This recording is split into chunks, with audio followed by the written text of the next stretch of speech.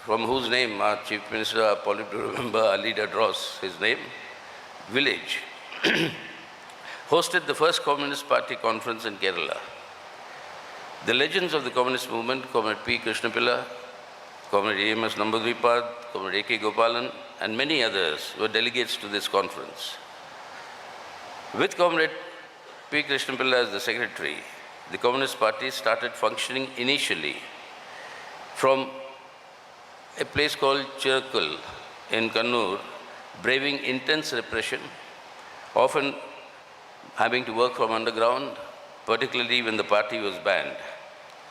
These dedicated comrades carried forward the revolutionary struggles, laying the foundation for the communist movement in Kerala and for the communist movement, in that sense, contributing to the communist movement in India. The anticipatory vision of the communists, their dedicated struggles, earned the confidence to make the Kerala communist movement a formidable outpost for the Indian revolutionary movement. The organizing committee for this Congress has compiled this rich history, revolutionary history of Kannur, in a small booklet called Kannur, the Red Land. That is being circulated to all of you, and I only appeal to all of you to just read it so that we can draw the necessary inspiration for galvanizing the party in today's conditions. And in the challenges that we face in today's conditions, it's most appropriate that this 23rd Party Congress is being held here in Kannur, and we are determined to draw the inspiration from this land in order to strengthen the Communist Party and the Communist movement in the country, which is of vital importance. Dear comrades and friends, for more than 4 years since the last Party Congress, or during these 4 years, it was exactly in April 2018 that we last met. For more than 2 of these 4 years, the world has been plagued, including India, by the COVID pandemic. This has wreaked havoc, disrupting the lives of millions of people.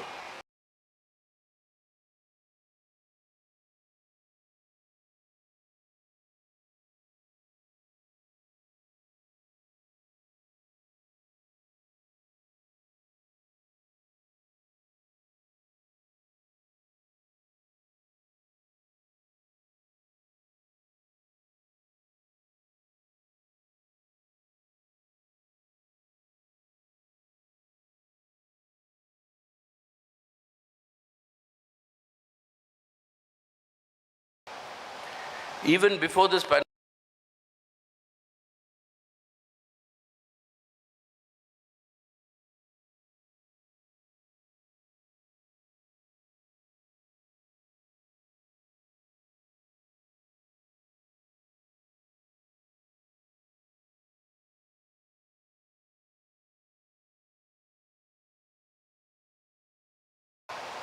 and the conditions in India at the same time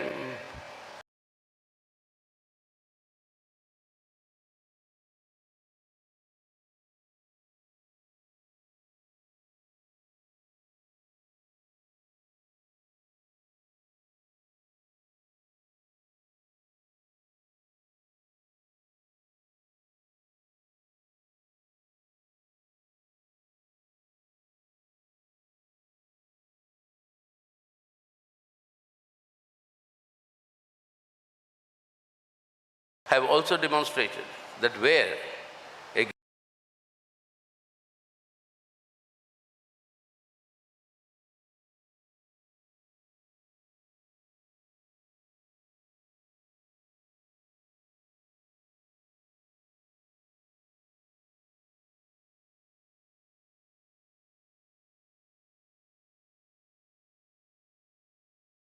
year 2020 alone, the total wealth of the world billionaires grew by $10.2 trillion, while the people were suffering from the various issues that I pointed out. And in India, the top 10 people, 10 individuals, during the course of the pandemic, have grown their wealth to hold 57% of our country's wealth, as opposed to the share of the bottom 50% of our people, who actually have a share of only 13% of the wealth. This is predatory capitalism at its worst that we are seeing.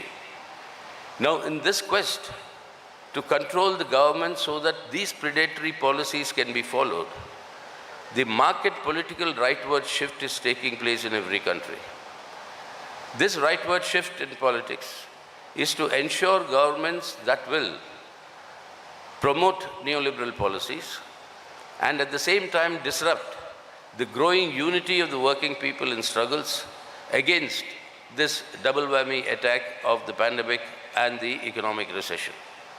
And this disruption, the political right seeks through appealing to emotional passions, fostering divisive appeals, promoting racism, xenophobia, religious sectarianism, fundamentalism, parochialism, and in the Indian context, communalism. This rightward shift is to sustain this neoliberal order, at the same time to ensure that the unity of the working people in struggles does not reach levels where it can threaten the rule of capital itself. And that has to be prevented. This political rightward shift is the answer of the ruling classes. But this is being resisted. You have countervailing forces that have actually resisted and advanced. And the most classic case, inspiring case, is that in Latin America, where you have, in many countries, the left democratic and progressive forces, a combination of them, electorally defeating the political right and forming the governments there. As a digression from the written text, I can mention Chile. 50 years ago, when my generation was growing up, was the centerpiece of the launching of neoliberalism with the ouster of the Allende government and the Pinochet dictatorship that had come in by US imperialism. Now in that Chile, 50 years later, you have a democratically elected, left-oriented government with 3 members of the Communist Party of Chile holding very, very important positions. Yes, where people have united and fought, this can be resisted, and that has been demonstrated through the Latin American experience and also in some parts of the Europe, where in your Scandinavian countries, they have defeated the political right. But in this process, the quest for global hegemony by US imperialism continues to aggravate. In the post-COVID situation, this quest for global hegemony is sought to be directed to ensure that no country or no force can actually challenge US imperialism. And in that, the main target of US imperialism today is China. The global rise of the socialist China has actually posed this threat whereby US imperialism has shifted gear from this earlier strategy of containment of China to what it today pursuing, the isolation of China. And in the process of isolation of China, it's mobilizing all its allies, all its Western allies. And in this process, it is creating conditions in the world which will have serious ramifications for the social contradictions that exist in the world today at the international level. Now, when this has been going on, came the Ukraine war. Today is the 42nd day of this war in Ukraine. We have said the war must immediately stop. There must be a ceasefire, and through negotiations that must be done. But we must realize that this is a war actually between Russia and US and NATO. And Ukraine is the theater where this war is being waged. And this has been caused by the relentless expansion of NATO, which should not have existed after the Soviet Union's disintegration. Expansion of NATO to the Russia's borders, where they have 175,000 combat troops stationed on Russia's borders. All Eastern European countries have become NATO members except Ukraine and Georgia. This effort to make Ukraine a member of the NATO and pose the threat is the provocation for this war. And whatever this provocation, but the war must end. This must be ensured that there is no eastward expansion of NATO any longer. And this must, must be ensured, but at the current moment, the war continues to rage on. But the actual culprit behind this is the quest for global hegemony by US imperialism, which is the reason for NATO's expansion. Now, in this context, while this war has set in, many more developments that will have international ramifications, along with the US imperialism's thrust for strengthening its hegemony.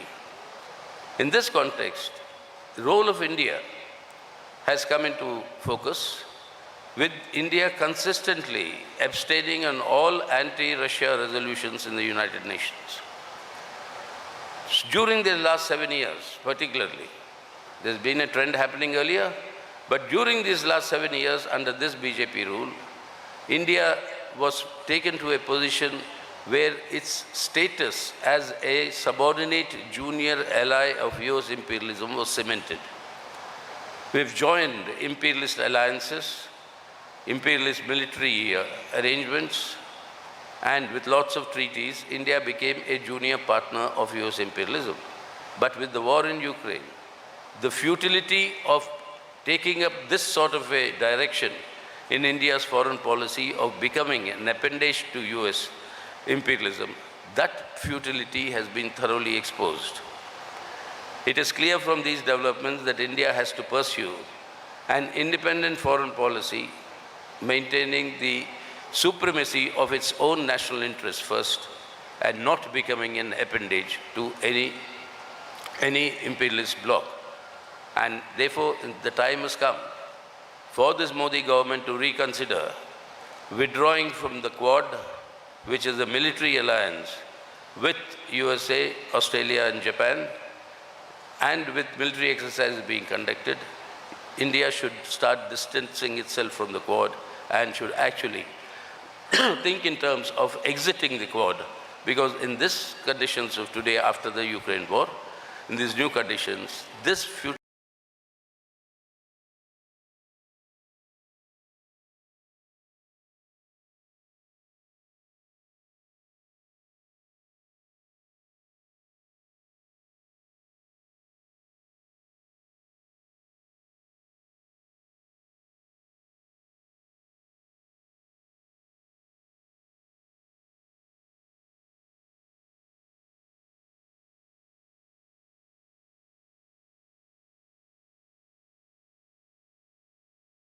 this entire futility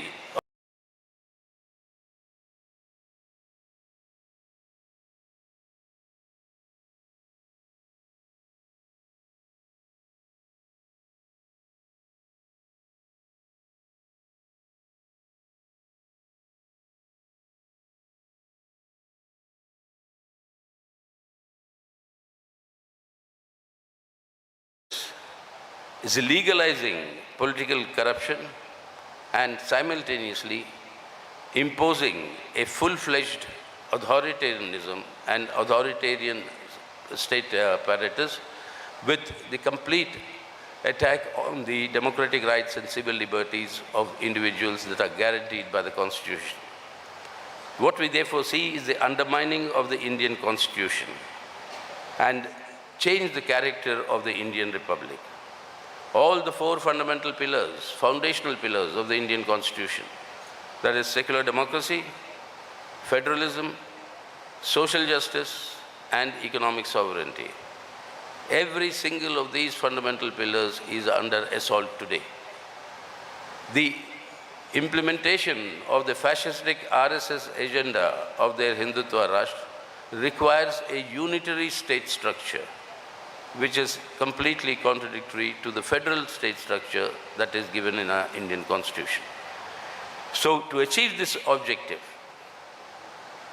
they are simultaneously undermining, that is the government, BJP government, undermining the independence and authority of every single institution created by the Indian Constitution.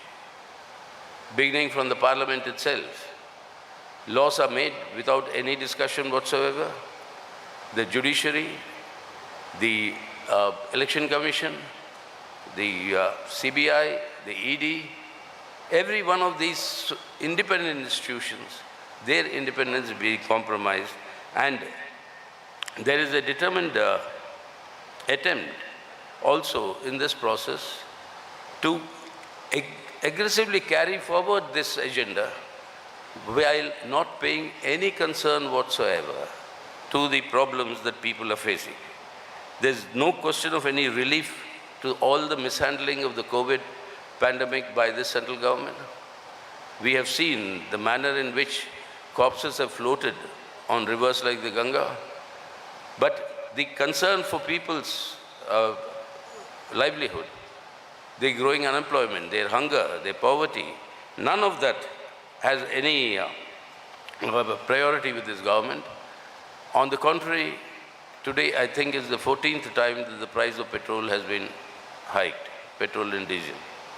You have this constant daily rises in the prices leading to a galloping inflation, which is compounding the miseries of the people. But at the same time, when they are ruining the lives of the majority of our people, pursuing this direction of undermining our constitution and its independent institutions, it has succeeded, which we must recognize, in creating an overarching Hindutva identity in our country, which is the mainstay, that is the sharpening of communal polarization through the spread of hatred and violence, polarizing the Indian society. This sharpening of communal polarization is the mainstay for their political and electoral mobilization. That reality we must recognize. So therefore, under these circumstances, it is essential that the BJP has to be isolated and defeated in order to strengthen the people's struggles for a better life, to safeguard the secular democratic character of the Indian Republic and the Indian Constitution. Isolating the BJP cannot be achieved only electorally, but it will have to be undertaken by conducting sustained efforts in the political, ideological and cultural social spheres. This 23rd Party Congress will discuss the concrete steps that need to be undertaken to strengthen the struggle against this Hindutva agenda. The foremost task before us in this Congress, therefore, is to focus on substantially increasing the independent strength of the CPIM and its political intervention capacities. On this basis, to strengthen the unity of the left forces, sharpening class and mass struggles. And on that basis of these struggles, to forge the unity of left and democratic forces on the basis of an alternative program, which will be the alternative to the ruling bourgeois landlord classes. And in order to defeat the BJP, to forge the broadest possible front of all secular forces against Hindutva communalism. These four measures are the direction in which we'll concretize in this Congress deliberations, how we'll proceed on this basis. And therefore the CPIM appeals to all left secular democratic forces to come together in order to isolate and defeat the BJP. All political parties that proclaim secularism must rise to the occasion to discharge this patriotic duty. The Congress party, along with some other regional parties, must set their houses in order and decide where they stand to safeguard the secular democratic